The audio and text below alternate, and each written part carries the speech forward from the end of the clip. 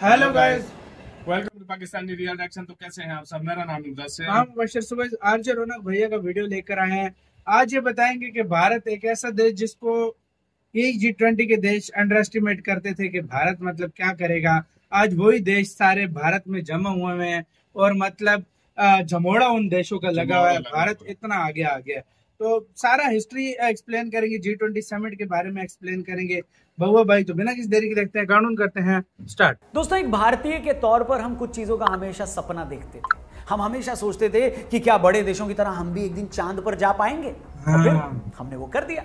हम हमेशा ये सोचते थे कि काश एक दिन हमारा भी कोई track and field athlete Olympic में गोल्ड मेडल लाए, और नीरज चोपड़ा ने वो कर दिया। जब भी न्यूयॉर्क में यूएन सिक्योरिटी काउंसिल की एनुअल मीट होती थी तो हम भी यही सोचते थे कि क्या एक दिन हम भी ऐसा कोई कार्यक्रम होस्ट कर पाएंगे जब दुनिया के सारे बड़े देशों के हेड ऑफ स्टेट एक साथ भारत आए। सही बात। ये सपना देखते वक्त हम खुद से सवाल भी करते थे कि क्या हमारी नेशनल कैपिटल में इतने सारे अच्छे होटल हैं कि हम इतने बड़े बड़े लोगों को होस्ट कर पाए? क्या हमारे पास ऐसे कॉन्फ्रेंस हॉल हैं जहां हम इस लेवल के प्रोग्राम कर पाए? क्या हमारी सड़कें, हमारा सिस्टम इस लायक है कि हम इतना बड़ा इवेंट ऑर्गेनाइज कर पाए?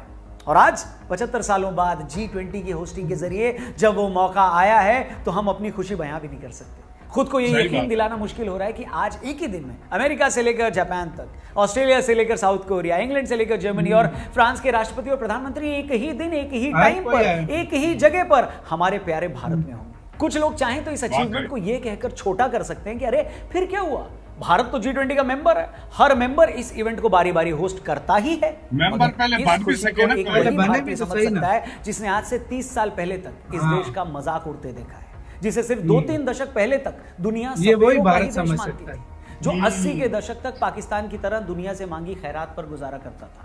वही देश अगर आज दुनिया के सबसे बड़े इवेंट में से एक को होस्ट कर रहा है, और न सिर्फ होस्ट कर रहा है बल्कि 2 हिस्सों में बंटी आज की दुनिया में बैलेंस लाने की कोशिश कर रहा है, तो ये छोटी बात नहीं है। तो क्या है G20 इवेंट के मायने? आखिर भारत को क्या मिलेगा इस इवेंट से, और भारत के इस इवेंट को होस्ट करने से चाइना जैसे देशों की क्यों फूकी पड़ी है? आज के फनतंत्र में हम इसी मुद्दे पर खुलकर बात करेंगे। वीडियो ध्यान से देखिएगा, पूरी देखिएगा। पसंद आए तो अपने दोस्तों, यारों, रिश्तेदारों से शेयर करिएगा और हमारे चैनल को भी सब्सक्राइब करिएगा। शुरू करें।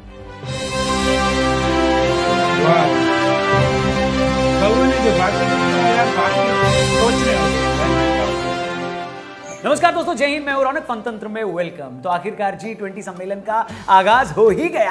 तमाम देशों के प्रेसिडेंट और प्राइम मिनिस्टर्स भारत आना शुरू हो चुके हैं। टीवी चैनल वाले पिछले 24 घंटे से इनके खांसने, छींकने, सोने और नहाने तक की अपडेट दे रहे हैं। आलम यह है कि आज सुबह जो बाइडेन कंफ्यूज हो रहे थे कि उन्होंने नाश्ते से पहले अपनी शुगर वाली गोली खाई या नहीं खाई, तभी उन्होंने एक हिंदी न्यूज चैनल लगाया। तब जाकर उन्हें पता चला कि नहीं, उन्होंने गोली खा ली है। इससे पहले कल शाम से ही हमारे मिनिस्टर्स एक कंबल और 500 रुपए शगुन डालकर बाहर से आए जो गेस्ट हैं उनसे मिलनी करने में लगे हुए हैं। दिल्ली के चप्पे चप्पे को नहला धुलाकर तैयार कर दिया गया है। सारे टूटे गड्ढे भर दिए गए हैं। 3 दिन पहले जो लोग बाहर थे ना, अब जब दिल्ली आ रहे हैं वो लोग तो खुद अपने घर का रास्ता नहीं ढूंढ पा रहे कि कहाँ आ गए। हर बाग चौराहे पर ऐसी घास काटी गई है, ऐसी घास काटी गई है कि तुम्हारी वाली भी तुम्हारा क्या ही काटेगी।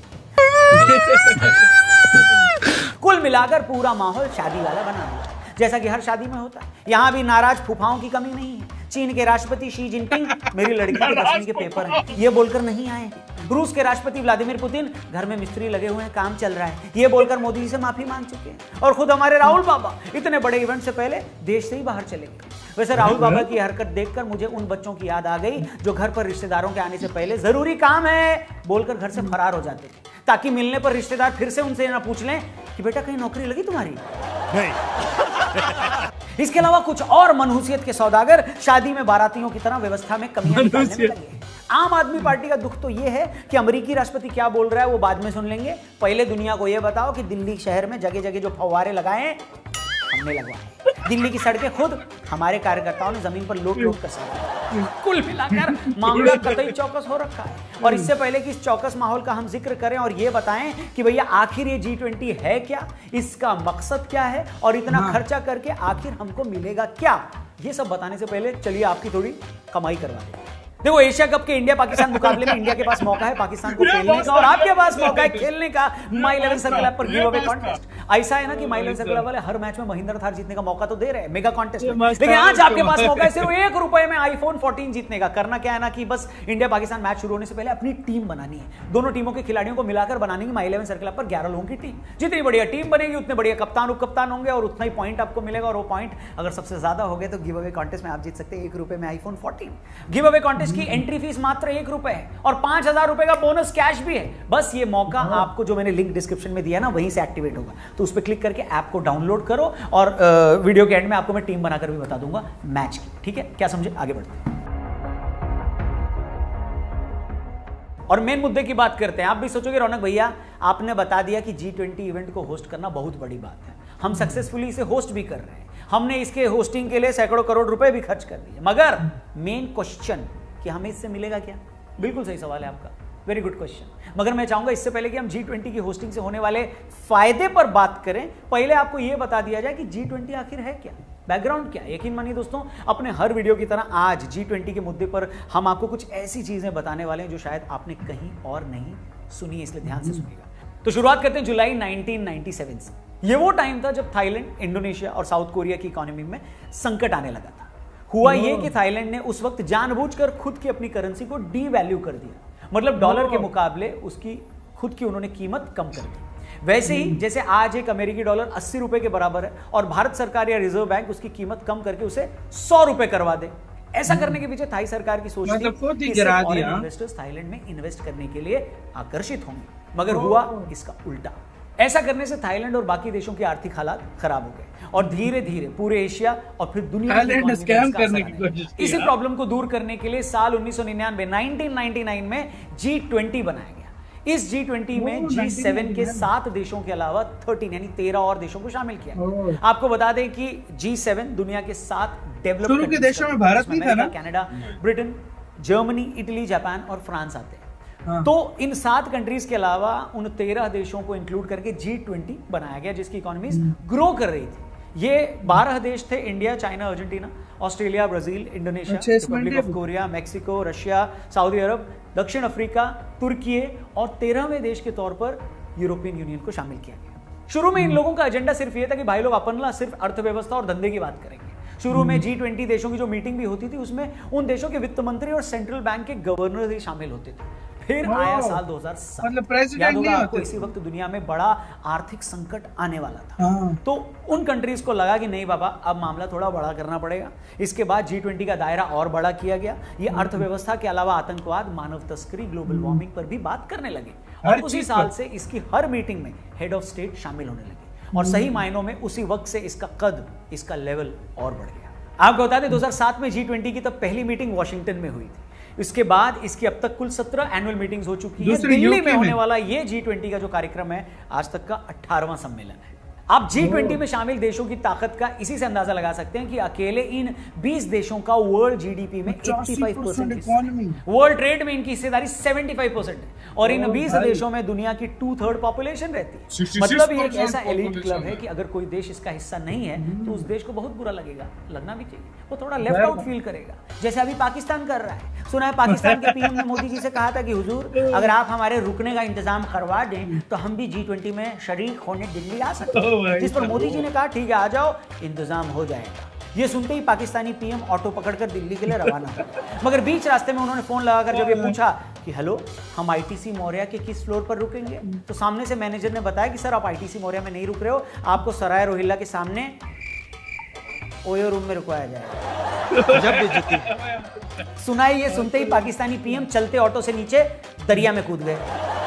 सोर्सेस बता रहे हैं, हम थोड़ी। आ जाइए आ जाइए। अब G20 क्या है, उसकी हिस्ट्री और उसका काम क्या है, इस बात के बाद हम इस मुद्दे पर आते हैं कि इस बार का G20 इतना स्पेशल क्यों है और पूरी दुनिया भारत की तरफ क्यों देख रही है। तो उसकी वजह एकदम क्लियर है, साफ है।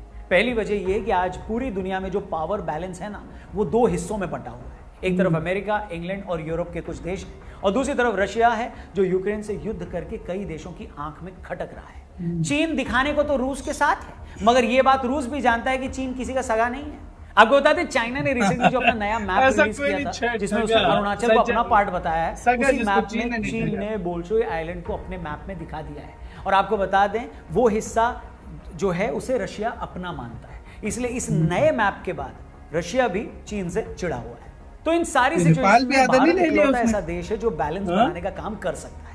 भारत रशिया के भी क्लोज है और भारत ही चीन का इकलौता पड़ोसी देश है जो चीन की गुंडागर्दी के खिलाफ उसे आंख भी दिखा सकता है। हाँ। अमेरिका को भी पता है कि चीन और रशिया दोनों को कंट्रोल में रखना है तो भारत एक बड़ा रोल प्ले कर सकता है। खुद अमेरिका में आर्थिक हालात अच्छे नहीं है, उसका ओवरऑल डेब्ट बहुत ज्यादा बढ़ गया है। ब्रिटेन के प्रधानमंत्री ऋषि सुनक ने भी भारत आने से पहले कहा था कि आज दुनिया में जो हालात हैं उसमें भारत में G20 सम्मेलन का होना बहुत अच्छी बात है, क्योंकि भारत इन हालातों में एक बड़ा रोल प्ले कर सकता है।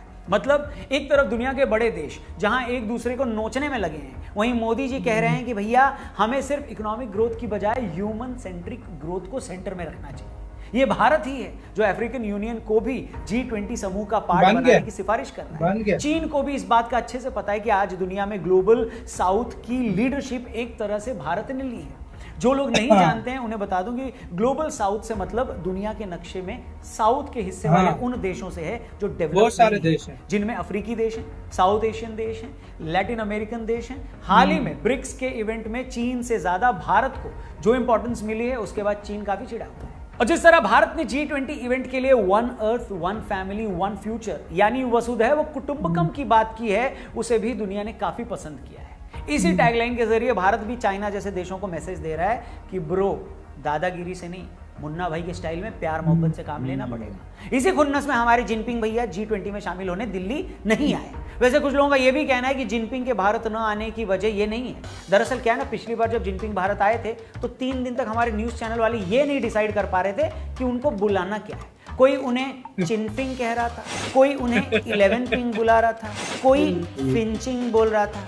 हमारे सोर्सेज बता रहे हैं कि जिनपिंग ने कहा है कि गलवान वैली में वो भारतीय फौजियों के हाथों अपनी जो ठुकाई हुई है ना उसे फिर भी झेल लेंगे, लेकिन उन्हें डर है कि इस बार वो इंडिया गए और कोई उन्हें सेफ्टी पिन या आलपिन न बुला दे। अगर ऐसा हुआ तो बाय गॉड की कसम वो भारत की किसी रेहड़ी से पनीर चाउमीन खाकर अपनी जान दे देंगे। खैर चीन चाहे जो चूल्हे में जाए, जिनपिंग हमें क्या। मगर फैक्ट ये है कि G20 सम्मेलन का इंडिया में होना स्पोर्ट्स की दुनिया में ओलंपिक होस्ट करने जितना बड़ा इवेंट है। इसे एज ए कंट्री हमें कॉन्फिडेंस भी आया है, वर्ल्ड स्टेज पर हमारा कद भी बढ़ा है। अमेरिका से लेकर यूरोपियन यूनियन और मिडिल ईस्ट से लेकर अफ्रीकी देशों तक पूरी दुनिया भारत की तरफ देख रही है। भारत अमीर देशों को यह समझाने में लगा है कि उसे विकासशील और गरीब देशों को लेकर और ज्यादा मानवीय होना ही होगा। हर चीज को धंधे की नजर से नहीं देखा जा सकता। इस बात पर सबकी निगाहें टिकी हैं कि G20 के आखिर में भारत एक ऐसा स्टेटमेंट इशू करवाने में कामयाब हो जाए जिस पर हर देश की रजामंदी हो, और अगर ऐसा होता है तो ये इस इवेंट की एक बड़ी कामयाबी होगी। बाकी कुछ लोगों को इन बातों से ज्यादा कोई लेना देना नहीं है। वो तो G20 से सिर्फ इसीलिए खुश है कि चलो भैया इसी बहाने दिल्ली शहर में सफाई हो गई, झाड़ू लग गई। बाय गॉड शहर इतना साफ हो गया है कि कुछ लोग तो जूते हाथ में लेकर सड़क पे चल रहे हैं। इतनी साफ सड़क देखने की उनको आदत नहीं है। उनको डर लग रहा है जैसे घर पर गीले पोछे पर पांव रखने पर बीवी डांट देती है, ऐसा ना हो जूते पहनकर अगर दिल्ली की सड़क पर चले तो कोई पुलिस वाला चालान ना काट। कुल मिलाकर शहर साफ होने से सब लोग खुश हैं। बस एक ही चैलेंज बचा है, वो ये कि फ्लाइट पर चढ़ने से पहले बाइडन या ऋषि सुनक को IDFC बैंक से पर्सनल लोन के लिए किसी पिंकी का फोन ना आ जाए। क्योंकि मोदी जी का पता नहीं, ये फोन आ गया ना तो सच में मेरा हाथ उठ जाना। खैर मेरे हाथ की छोड़िए, मगर आप कहीं उठकर मत जाइए। डिस्क्रिप्शन में इसी के साथ यार वीडियो खाता मैं कहता हूँ मजा दे दिया यार। बीच में मतलब इन्होंने इम्पोर्टेंस भी बताई और बीच में फन भी था, बहुत मजे से यार एक्सप्लेन किया। और वाकई एक टाइम था जो मतलब देश मजाक उड़ाते थे, आज वो भारत में बैठ के डिनर कर रहे हैं रात का। तो ये चीज आप देख रहे हैं, तारीफें कर रहे हैं। आज देखो वक्त कैसे वक्त बदलता है भाई, वक्त बदलता है, देर नहीं लगती। भारत ने अपना वक्त अपनी मेहनत से बदला, अपनी लगन से बदला, अपनी सारी मतलब सबको लेकर साथ लेकर बदला। तो ये चीज दिखाती है कि भारत कितना आगे है।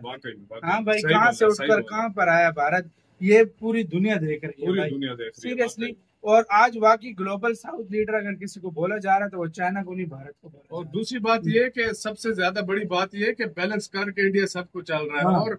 और इस टाइम सिचुएशन ये बन चुकी है कि अमेरिका जो अपने आप को सुपर पावर कहता है, इंडिया के बगैर वो फैसला ही नहीं लेता, नहीं कर सकेगा। इंडिया के बगैर ना वो चाइना को कंट्रोल कर सकता है, ना रशिया को कंट्रोल कर सकता है। तो ये है पावर भारत का। ये पावर। गर्व से बोलो भारतीय तुम लोग, अपना बहुत ज्यादा ख्याल रखना तो है।